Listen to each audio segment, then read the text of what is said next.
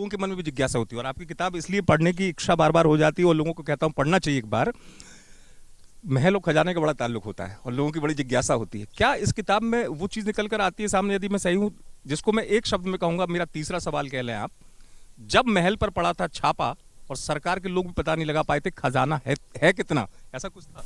जी हाँ, वो खजाने को लेके बड़ी लोगों में जिज्ञासा रहेगी। एक बीजक था कि बीजक मतलब एक तरीके का नक्शा कह लें, मैप कह लें, एक छोटा सा कोड, कि उस कोड से कि खजाना कहाँ छुपा है, तो है कितना वो पहले भी एक ज़माने में जो था गायब हो गया। जो अंग्रेज परस्ती का जो चार्ज जो सिंधिया परिवार पे लगाया जाता है, उसकी वो पृष्ठभूमि वही थी कि एक बार वो बीजक गायब हो गया। अब बीजक को कैसे पता लगाएं, तो उसमें एक अंग्रेज उस ज़माने के जो फौज के जो कर्नल थे, उन्होंने वो ढूंढ निकाला खजाना। अच्छा। और उस ज़माने में 6 करोड़ के करीब मतलब सोने के सिक्के थे। आप अंदाज़ा लगाएं कि आज के हिसाब से बिल्कुल मतलब जिसे हम कहते हैं कि मतलब वो अरबों खरबों की संपत्ति होगी। तो उससे सिंधिया परिवार अंग्रेज़ों की तरफ काफ़ी झुक गया। 1857 वगैरह का उसमें मैंने उल्लेख किया। 1975 में जब आपातकाल लगा, तो इंदिरा गांधी को लगा कि ये अच्छा तरीका है कि रजवाड़ों को एक और चीज़ निकाले कि ये जो है इनकम टैक्स नहीं भरते हैं, उनके पास अकूत संपत्ति है, और उसको लेकर के रेड होती है। हाँ।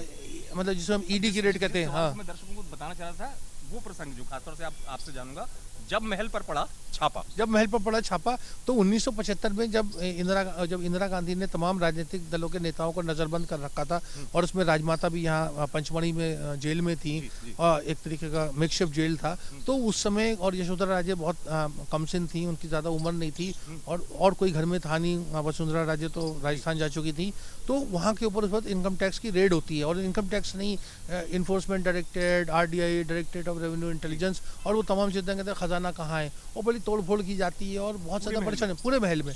और बैक वक्त जो है वो पुणे में, बम्बई में जो आज भी रेड पड़ती है इनकम टैक्स और ईडी की, वो एक ही कई जगह छापे पड़ते हैं, और हर जगह अकेली मतलब यशोधरा को पहुंचना पड़ता है, जो पहुंच नहीं सकती। टेलीफोन की घंटी बजती रहती है, उन्हें फ़ोन भी नहीं उठाने दिया जाता। तो मैंने वो बहुत सी उसको महल का छापा वो हिला के रख दिया, और उससे राजमाता बहुत ज़्यादा एक तरीके से विचलित भी हो गई कि मेरी बेटी को, और उस वक्त माधवराव सिंधिया भी जो थे नेपाल में थे। तो उससे एक और अध्याय शुरू होता है। एक अध्याय ये होता है कि राजमाता जो है इंदिरा गांधी के बहुत ज़्यादा मतलब बहुत ही मुखर रूप से उनकी मुखालिफ हो जाती है, और माधवराव सिंधिया जब वापस आते हैं और वो कांग्रेस के संजय गांधी से मित्रता साध के लेक हो जाते हैं। जो माँ और बेटे के बीच में भी टकराव की वजह शायद यही से होती होगी इस तरीके से, जो आगे जाके बहुत बड़ा प्रसंग है कि माँ और बेटे में बहुत समय तक रहा अंतरकलह, आपने बयां भी किया है। अब मैं जो चौथे सवाल की तरफ आ रहा हूँ, देश की सियासत में माधवराव सिंधिया बड़ा कद बन रहे थे, असमय उनका निधन हो गया, ये बात सब जानते हैं हम और आप। राशि साहब उनको बहुत करीबी से जानते थे। राशि साहब से मेरा एक सवाल है, आप शायद अपनी पुस्तक में इस बात को बयां भी करते हैं राशि साहब। चौथा सवाल ये, क्या माधवराव सिंधिया को पीएम बनने से रोका गया? क्या माधवराव सिंधिया पीएम बन सकते थे? ये कोई अहम सवाल है।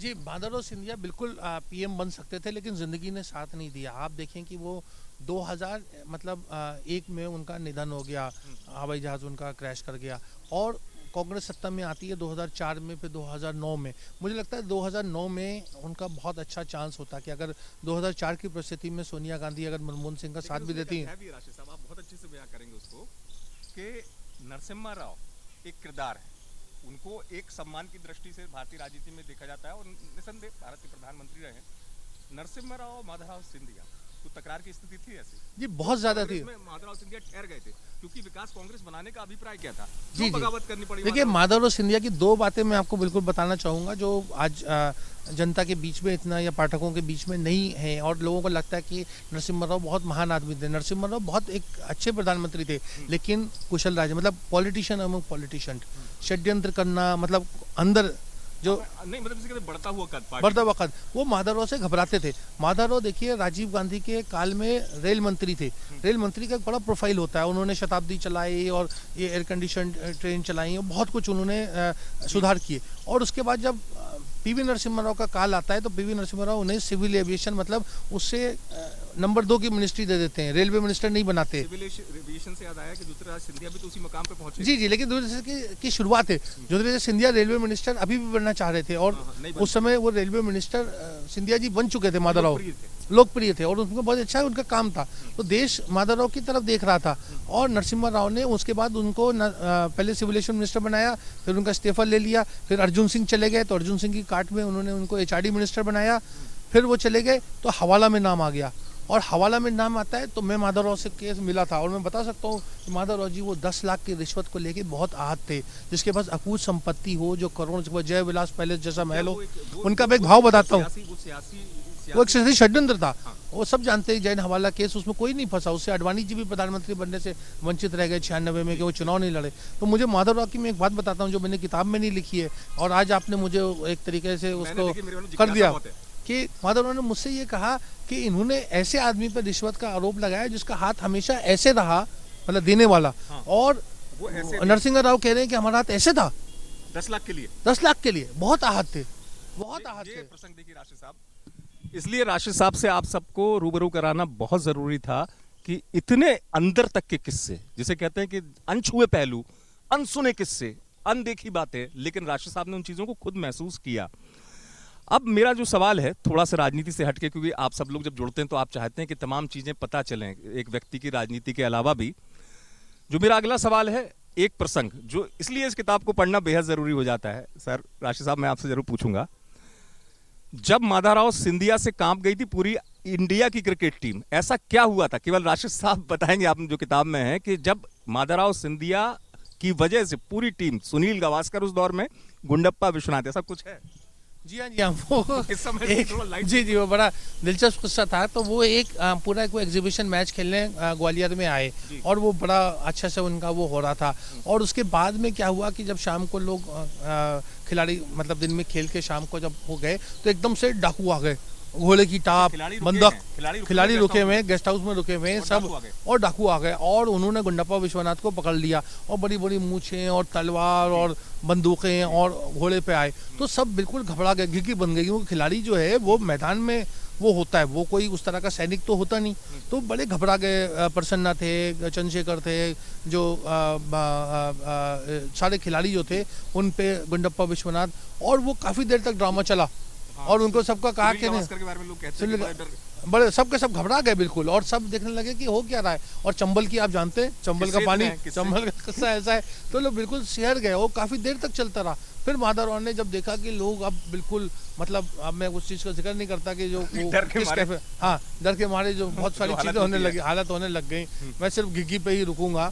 तो उसके बाद जो था, उन्होंने घबराहट जब देखी तो वो उन्होंने इशारा किया, तो सबने अपने वो जो थे वो हटा लिए, गेटअप था वो हटा दिया, और फिर बोला कि ये तो सिर्फ एक विनोद का। तो उनका विनोदी स्वभाव बहुत था, और मस्ती करना, और बहुत उनका ये चीज उनकी बहुत अच्छी थी।